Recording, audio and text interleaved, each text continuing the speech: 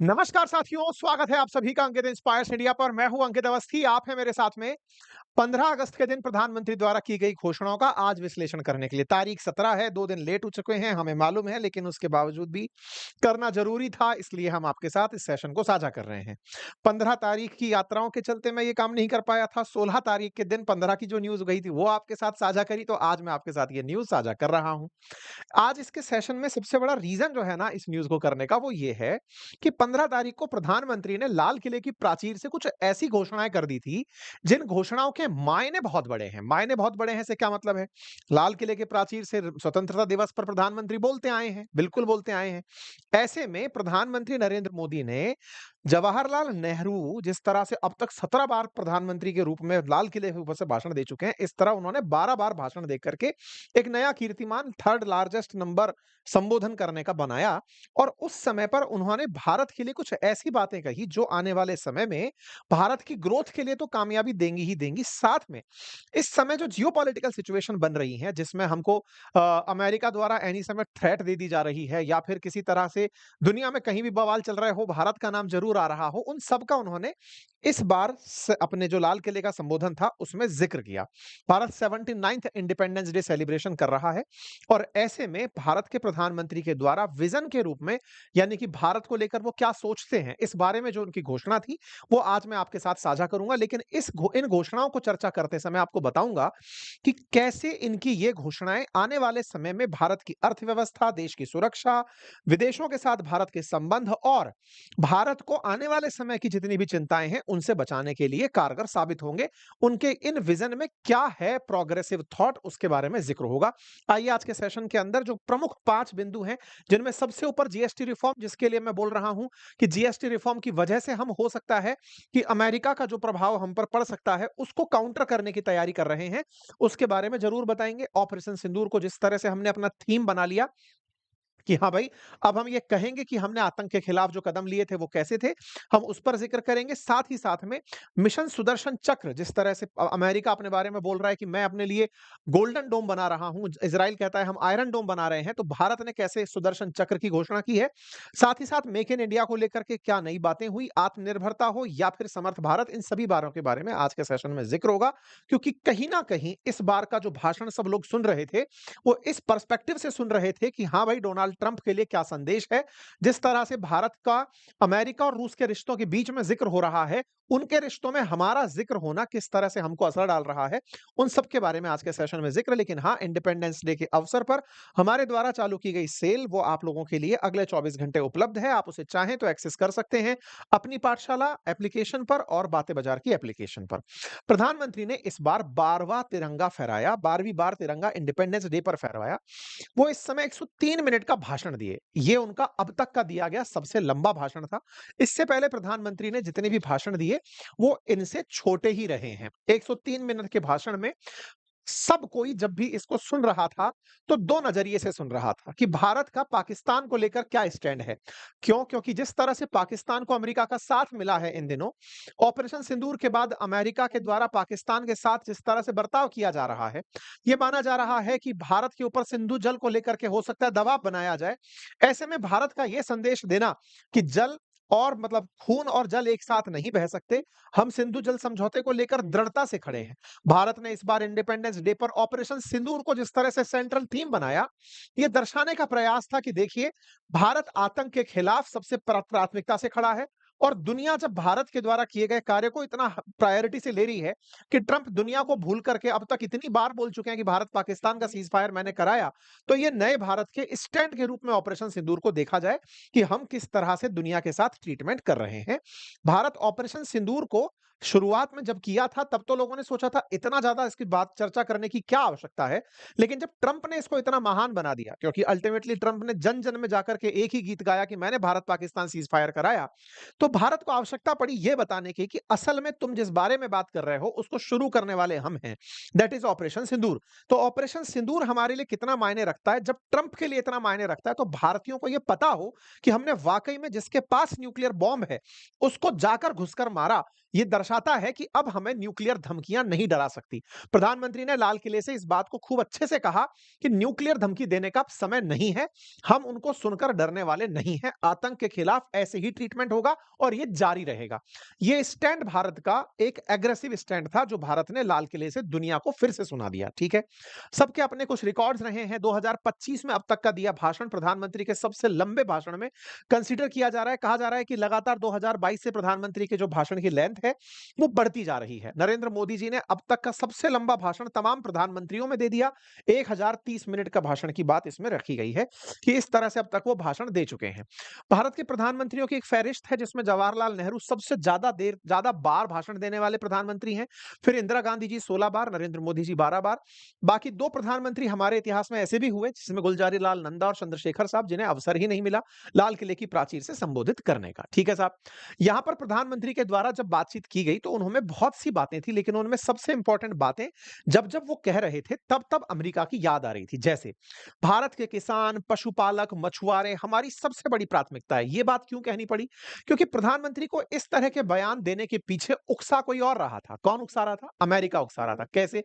आपको याद होगा हमने कुछ सेशन किए थे जिसमें बताया था कि अमेरिका भारत को एग्रीकल्चर और डेयरी के मामले पे पुश कर रहा है। जैसे हमको दूध के बारे में कह रहा था कि हमारे यहाँ का डेयरी को आपके देश में आने दो, जो कि इनके यहाँ की नॉन वेज मिल्क बनाती है डेयरी, मतलब इनके गायों को मांस खिलाया जाता है, उस मांस से जो दूध बनता है वो उसको बेचना चाहते हैं। भारत ने कहा नहीं, आप इस आस्था का सवाल है, पशुपालकों का सवाल है, किसानों का सवाल नहीं, हम लागू कर सकते। दूसरा, अमेरिका चाहता था कि जो जेनेटिकली मॉडिफाइड फसलें हैं अमेरिका उन्हें एक्सपोर्ट करे इंडिया में और सस्ते दामों पर एक्सपोर्ट करे, ताकि भारत में पशुपालक जो हैं या किसान जो हैं उनकी फसलों को ज्यादा अच्छे से ना खरीदा जाए। भारत ने इन दोनों मामलों पर पहले ही डिफर कर दिया था। प्रधानमंत्री ने लाल किले से इस बात को बोला और कहा कि किसान हो, पशुपालक हो, मछुआरे हो, ये हमारी सबसे बड़ी प्राथमिकता है और ऐसे में हम किसी भी समय पर कोई समझौता नहीं करेंगे, ये हमारा स्टैंड है। अर्थात भारत ने लाल किले से एग्रीकल्चर हो या डेयरी हो, अमेरिका को यह बता दिया कि भाई हम लोग बात मानने वाले नहीं। और साथियों, कहा जा रहा था कि अमेरिका का एक प्रतिनिधि मंडल डील करने के लिए इस महीने आने वाला था, लेकिन अब वो नहीं आ रहा है। उसने अपनी डेट अनिश्चित काल के लिए स्थगित कर दी है। पता नहीं दूसरी डेट कब देगी। वो प्रतिनिधिमंडल बातचीत के लिए ही आने वाला था, लेकिन उसने अपनी बात को वो कर दिया है। तो प्रधानमंत्री के जो अनाउंसमेंट्स रहे उनमें प्रमुख अनाउंसमेंट को 8 नंबरों में बांटा गया है। हम उनको 9 नंबरों में आपके साथ डिस्कस कर रहे हैं। सबसे पहली जो बात थी वो बहुत ही प्रोग्रेसिव थॉट की बात थी। अभी जब मैं इजराइल गया तो मैंने वहां पर देखा कि वो लोग बड़े फक्र से कहते हैं कि हम खाने की हर चीज इंपोर्ट करते हैं, हमने कुछ फल अपने यहाँ पे पैदा जरूर कर लिए, हम तो दुनिया को केवल टेक्नोलॉजी बेचते हैं। और हम दुनिया में खास इसलिए हैं क्योंकि सिलिकॉन वैली अमेरिका के बाद में तेल अवीव दुनिया का दूसरा वो शहर है जहां स्टार्टअप्स के नंबर्स इतने ज्यादा हैं। दुनिया में बेहतरीन टेक्नोलॉजी हम लोग विकसित करते हैं। मुझे यह समझ में आया कि दुनिया में अगर टेक्नोलॉजी कोई एक्सपोर्ट करता है तो वो देश वाकई में मायने रखता है। तभी 1 करोड़ से छोटी आबादी वाला एक छोटा सा देश अमेरिका के राष्ट्रपति को जब चाहे अपने यहां बुला लेता है। इससे यह समझ में आया कि देश के लिए टेक्नोलॉजी बहुत मायने रखती है। ऐसे में जब प्रधानमंत्री ने अपने भाषण में यह कहा कि हम लोग सेमीकंडक्टर्स बनाने वाले हैं, हमारा सेमीकंडक्टर शुरू होने जा रहा है, सेमीकंडक्टर चिप जो भारत में बनी हुई है अब वो 2025 में बाजार में आ जाएगी। इससे एक बात पता चली, जब मैं इजराइल के म्यूजियम में था मैंने वहां देखा, मैंने एक वीडियो भी बनाया, मैं आपको दिखाऊंगा कि उन्होंने कैसी कैसी टेक्नोलॉजीज बना रखी हैं। जल्दी ही मैं आपके इस चैनल पर उसे शेयर करूंगा, जिसमें वो दिखा रहे हैं कि इंटेल का जो प्रोसेसर चल रहा है वो हम चलाते हैं, यूएसबी जो चलती हैं वो हम चलाते हैं। उन्होंने टेक्नोलॉजीज में बहुत पहले वो महारत हासिल कर ली। हम लोग इतने आजादी के साल के बाद तक सेमीकंडक्टर के इंपोर्ट पर डिपेंडेंट थे। भारत 50-60 साल पहले से ही इस क्षेत्र में पिछड़ा हुआ है। आज इलेक्ट्रॉनिक गैजेट्स हो, कार हो, रक्षा के क्षेत्र हो, हर जगह इलेक्ट्रॉनिक चिप्स यूज में आती हैं, सेमीकंडक्टर यूज में आते हैं। दुनिया में जो सेमीकंडक्टर का निर्माण है वो चीन, ताइवान, साउथ कोरिया, अमेरिका जैसे देश बना रहे हैं। और दुनिया का 75% जो सेमीकंडक्टर डिवाइसेस हैं वो चीन और ताइवान में बनती हैं। आप जानकर आश्चर्य करेंगे कि ऑयल के बाद में, ऑयल और कोयले के बाद में थर्ड लार्जेस्ट कमोडिटी जो भारत इंपोर्ट करता है वो सेमीकंडक्टर है। 30 से 40 बिलियन डॉलर का हम लोग इंपोर्ट करते हैं हैं सेमीकंडक्टर्स के मामले में 2024-25 में 45 से 50 बिलियन डॉलर का और 2030 तक 100 बिलियन डॉलर का हम लोग इंपोर्ट करते हैं। मतलब बाजार भारत के अंदर सेमीकंडक्टर का इतना है। इसके बावजूद भी हम इंपोर्ट ही करते हैं, जिस चीज को हम बना सकते थे हम नहीं बनाए। भारत ने इसीलिए सेमीकंडक्टर का एक मिशन शुरू किया था जिसका नाम इंडिया सेमीकंडक्टर मिशन था। प्रधानमंत्री ने कहा कि हमारे उस मिशन के चलते 2025 में हमारी अपनी बनी हुई सेमीकंडक्टर चिप बाजार के अंदर आ जाएंगी और बाजार में आने के बाद में हम उस बाजार को खुद से एक्सपोर्ट में यूज करने लगेंगे। ये भारत ने अपने आप में ये तमाम प्रकार की जो कंपनियां लगी हुई हैं, जिस तरह से आप देख सकते हैं धोलेरा में, तलोजा में, जागीरों में, सानंद में, भिवाड़ी में, इन सभी जगह पर बताया कि हम लोग किस तरह से सेमीकंडक्टर चिप्स का निर्माण कर रहे हैं। 2023, 24, 25 इन सब में सेमीकंडक्टर्स की हमारे यहां पर इंस्टॉलमेंट्स आई, मतलब इंस्टॉलेशंस आए और जिनसे हम लोग अब सेमीकंडक्टर्स बनाएंगे। भारत सरकार ने बकायदा उड़ीसा, पंजाब, आंध्र प्रदेश इन सभी जगह पर सेमीकंडक्टर मैन्युफैक्चरिंग यूनिट लगाने के लिए अप्रूवल दे दिया था 2025 के अंदर ही। और इससे पहले ही हम लोग लगातार इस विषय में काम कर रहे हैं कि हम अपना सेमीकंडक्टर बनाएं, क्योंकि आज हमारे सेमीकंडक्टर्स में 56% चाइना और हांगकांग से हमारे पास आता है। इसलिए आवश्यकता है कि आने वाले समय में हमें, अगर गलती से चाइना या फिर अमेरिका ये कहे कि हम तुम्हारे पास सेमीकंडक्टर ही नहीं भेजेंगे, तो हमारा इलेक्ट्रॉनिक सेक्टर का जो सिस्टम है, मोबाइल सिस्टम है, टेलीविजन है, कार निर्माण है, ये प्रभावित ना हो, हम अपने लेवल पर उसे बना पाए और हमारे इंपोर्ट के बिल कम हो। इसलिए हमने इस बात के ऊपर जोर दिया है और भारत इस काम को तेजी से करने में आगे बढ़ गया है। प्रधानमंत्री ने यह बताते हुए कहा कि जिस चीज को हम बहुत पहले कर सकते थे, हम उसमें थोड़ा डिले हो गए, लेकिन हाँ, अब हम लोग इस चीज को आगे बढ़ा रहे हैं। दूसरी बात प्रधानमंत्री ने कहा, ऊर्जा के क्षेत्र में हम 2047 तक परमाणु ऊर्जा को 10 गुना बढ़ा कर देंगे। उन्होंने कहा कि 11 साल में सौर ऊर्जा में 30 गुना वृद्धि, हाइड्रो पावर, हाइड्रोजन ऊर्जा और बांध निर्माण में भी निवेश पर जोर दिया जा रहा है। इंडिया की न्यूक्लियर एनर्जी को बढ़ाने के लिए 10 गुना 2047 तक उसे बढ़ा दिया जाएगा। ये आप और हम अच्छे से जानते हैं कि आने वाले समय में दुनिया कार्बन एमिशन को कम करने पर फोकस करेगी। इसकी जगह रिन्यूएबल एनर्जी, यानी कि या तो रिन्यूएबल एनर्जी कहिए या क्लीन एनर्जी कहिए, जिससे कि पॉल्यूशन ना फैले, ऐसी ऊर्जा का उत्पादन भारत का फोकस रहेगा। तो प्रधानमंत्री ने कहा, उसी को बढ़ावा देने के लिए भारत में अभी ऑलरेडी 24 न्यूक्लियर पावर प्लांट चल रहे हैं, जिनसे हम 8780 मेगावाट बिजली बनाते हैं। लेकिन हम लोग आने वाले समय में 13,600 मेगावाट इसके अंदर और ज्यादा एनर्जी ऐड करने जा रहे हैं। 2031-32 तक हमारे पास 22,380 मेगावाट बिजली न्यूक्लियर पावर से पैदा हो सकेगी। जहां तक बात हो ग्रीन लाइट्स की या ग्रीन एनर्जी की, तो हम 13.7 गीगावाट न्यूक्लियर बूस्ट 2032 तक अपने काम में कर लेंगे। ये तमाम वो जगह हैं जहां पर भारत के अंदर ऑलरेडी न्यूक्लियर रिएक्टर्स चल रहे हैं और न्यूक्लियर एनर्जी को फोकस करना अगेन दिखाता है कि भारत अपने स्तर पर न्यूक्लियर एनर्जी, क्योंकि आपको याद होगा तो ईरान को इसीलिए मारपीट दिया गया कि भाई तुम रिएक्टर में भी क्यों अपने यहां पर एनरिच्ड यूरेनियम यूज कर रहे हो, तुम्हारे पास होना ही नहीं चाहिए। भारत उसकी शक्ति को 10 गुना बढ़ाने पर निकल रहा है। क्लीन एनर्जी है, पॉल्यूशन रहित एनर्जी है और हमें आने वाले समय में ऊर्जा की जरूरत है। पेट्रोलियम ऊर्जा को हम बाईपास करते हुए क्लीन एनर्जी पर बढ़ रहे हैं और हमने सोलर एनर्जी में तो जो टारगेट 10 साल में पूरा होना था वो 5 साल में पूरा कर लिया है, प्रधानमंत्री ने यह बताया। अर्थात एनर्जी जैसे ही हमें पता चला कि हम प्रोड्यूस कर सकते हैं, हम उसमें तेजी से दौड़ रहे हैं। यह दूसरी घोषणा थी जो उनके द्वारा की गई। तीसरी जो सबसे इंपॉर्टेंट जानकारी मुझे लगी वो ये थी कि प्रधानमंत्री ने कहा कि आने वाले समय में हम जीएसटी में कुछ राहत देने जा रहे हैं। असल में दिवाली का जब इन्होंने नाम लिया तो कुछ चीजें जुड़ती चली गई। जैसे अभी अमेरिका ने भारत पर 25% टैरिफ लगाया। 25% टैरिफ इसलिए लगाया कि हम रूस से तेल खरीदते हैं। हमारे ऊपर टैरिफ लगेगा तो निश्चित ही भारत का एक्सपोर्ट बाधित होगा। एक्सपोर्ट बाधित होगा तो कुछ चीजें, हमारे देश में आने वाली मुद्रा कम हो जाएगी और तो और हमारे देश के अंदर महंगाई भी बढ़ सकती है। महंगाई क्यों बढ़ सकती है? क्योंकि कहीं ना कहीं हमारे पास अगर बाहर से धन नहीं आएगा तो वो कंपनी अंदर से सोखेंगी। तमाम प्रकार की असुविधाएं उत्पन्न हो सकती हैं। इसी को ध्यान में रखते हुए अर्थव्यवस्था को कैसे बूस्ट किया जाए, जीएसटी रिफॉर्म की प्रधानमंत्री ने जिक्र कर दिया। कहा कि 8 साल से हम जीएसटी चला रहे हैं, एक देश एक कर, जिसमें कई स्लैब चल रहे हैं, 5%, 12%, 18%, 28%। हम उन स्लैब्स को कम करने पर विचार कर रहे हैं। मतलब उन्होंने इनडायरेक्ट हिंट दिया कि हम जीएसटी में बड़ा काम करने जा रहे हैं। हालांकि उसके बाद में न्यूज बाजार में आने लग गई कि अब हमारे देश के अंदर जल्दी ही 2 ही स्लैब रह जाएंगे, 12% वाला और 5% वाला, अर्थात जीएसटी के स्लैब में कटौती की घोषणा आने वाले समय में हो सकती है। देश में जैसे ही जीएसटी की दरों में कटौती होगी, ऑटोमेटिक आज मान लीजिए कि हमारा एक कोर्स 2000 रुपए का है, सरकार उस पर 18% जीएसटी वसूलती है। 360 तो सरकार ही ले जाती है उसमें से। अगर सरकार उसको 5% में ले आती है या 12% में ले आती है, तो उसमें दरों में कीमत में कटौती होगी। इससे वो सस्ते में उपलब्ध होगा और जब सस्ते में उपलब्ध होगा तो लोगों का और दायरा बढ़ेगा, सस्ते सामान को और ज्यादा खरीदा जा सकेगा। अगर ऐसा होता है तो भारत में लोग जो है ना वो और ज्यादा इस चीज में इन्वॉल्व होंगे और जब इन्वॉल्व होंगे तो परिणाम क्या निकलेगा ना कि उससे ओवरऑल ग्रोथ इंक्रीज होने लगेगी।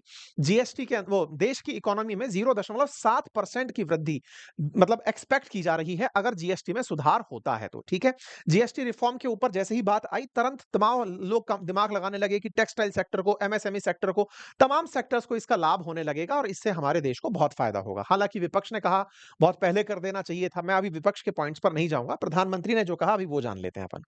तीसरा जो पॉइंट कहा इन्होंने वो था रिफॉर्म टास्क फोर्स के गठित होने का। रिफॉर्म टास्क फोर्स के नाम पर इनका कहना केवल यही था कि आज हमारे देश के अंदर बहुत से काम हमने ऐसे किए हैं जो कानून संगत नहीं थे, कानूनों को हटा दिया गया। जो कानून समय के साथ सही नहीं बैठ रहे थे, हमने वो हटा दिया और चाहते हैं कि आने वाले समय में आपको लगता है कि आपके काम में कोई बाधा बन रही है, आप मुझ तक बताइए, मुझे पहुंचाइए, उनको हम सही करने का प्रयास करेंगे। प्रधानमंत्री ने कहा कि भारत आने वाले समय में विकसित भारत के लिए रोजगार योजना चालू कर रहा है, जिसके तहत 3.5 करोड़ नौकरियां पैदा की जाएंगी। अब ये क्या कहानी है? आपको याद होगा प्रधानमंत्री ने पहले भी एक अनाउंसमेंट किया था इंटर्नशिप के नाम पर कि आप आइए, कंपनियों के अंदर इंटर्नशिप आपको दी जाएगी, लेकिन तब किसी ने इस बात को इतना वो लिया नहीं, इंटर्नशिप को यूं ही कर दिया।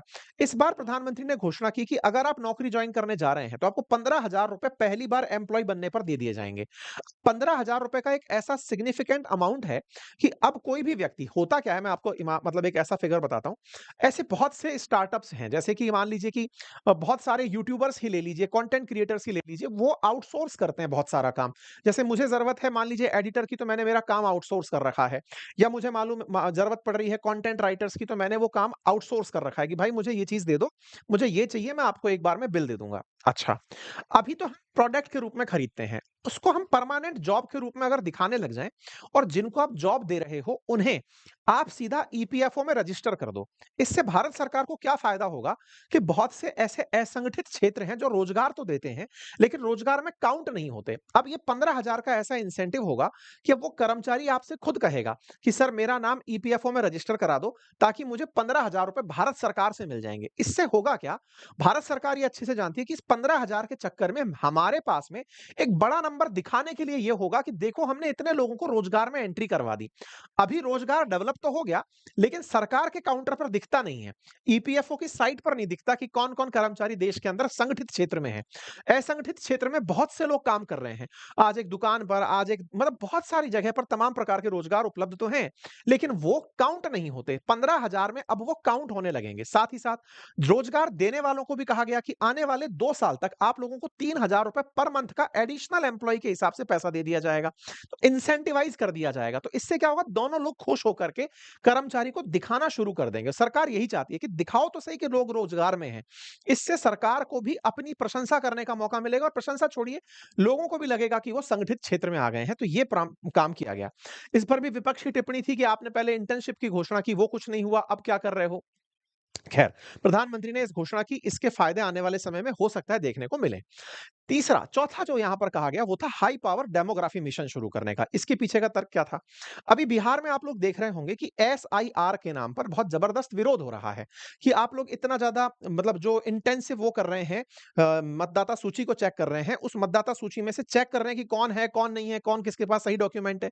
पूरे देश में ये काम होने वाला है जिसके चलते बांग्लादेशी घुसपैठिए हैं या रोहिंग्याज हैं, उनका आउट किया जा सके। इस बात को फोकस करते हुए प्रधानमंत्री ने कहा कि हमारे देश में बहुत सारे रोजगार ऐसे हैं जो घुसपैठियों ने यानी कि बाहर से आने वाले लोगों ने ले लिए हैं। उसको दूर करने के लिए हम हाई पावर डेमोग्राफी मिशन चला रहे हैं, जिसके चलते हम साफ कर देंगे चीजों को कि कौन देश का है कौन बाहर का है और उनको किस तरह से रोजगार में पार्टिसिपेशन मिलना चाहिए।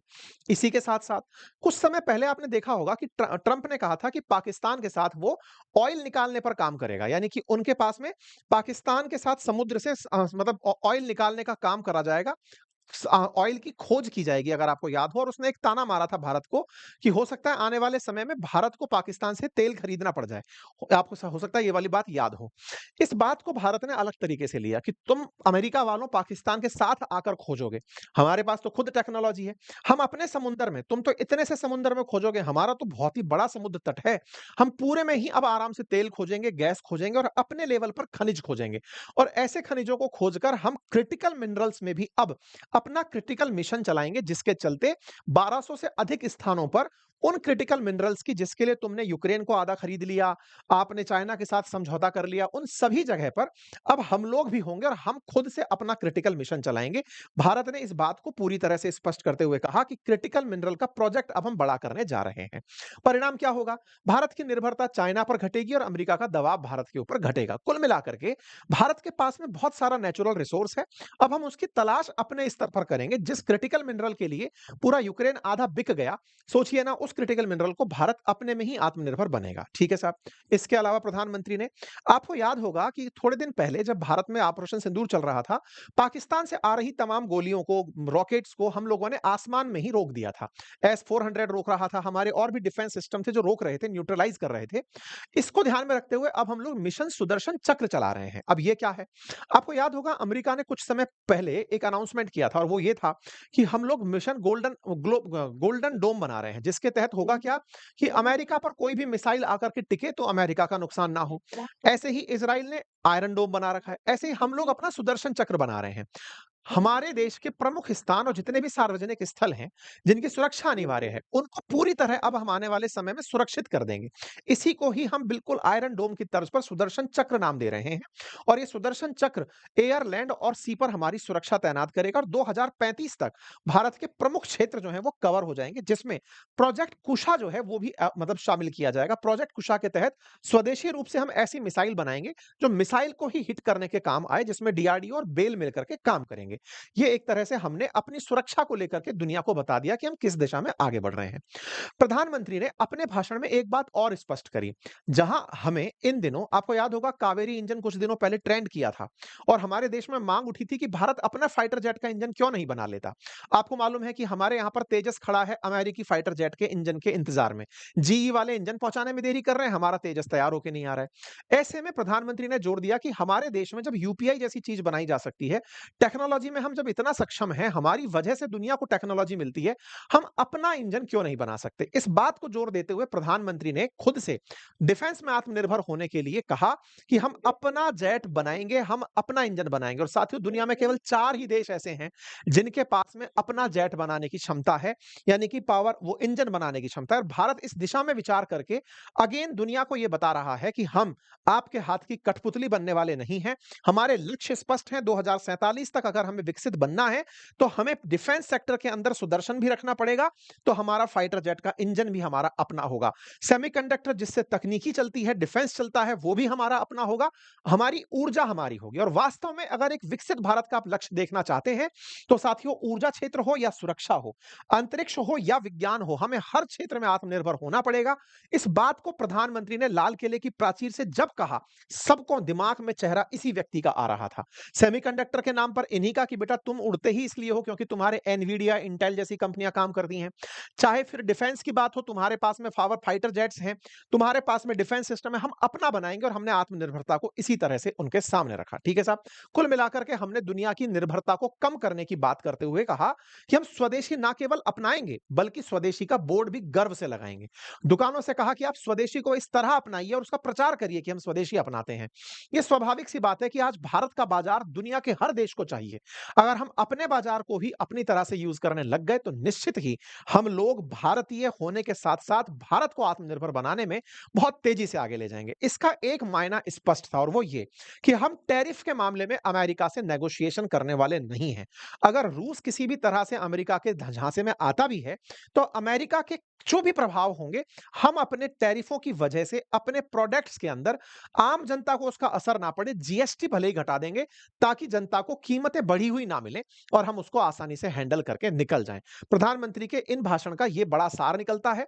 मैं पहले ये सेशन नहीं कर पाया था अपनी व्यस्तताओं और यात्रा के चलते, फिलहाल मैंने ये सेशन किया। आपको जानकारी पसंद आई हो तो आप अपने साथियों से इसे अवश्य साझा करिएगा। बाकी आप क्या विचारते हैं ज़रूर कमेंट बॉक्स में बताइएगा। फिलहाल के लिए इतना ही, बहुत-बहुत धन्यवाद।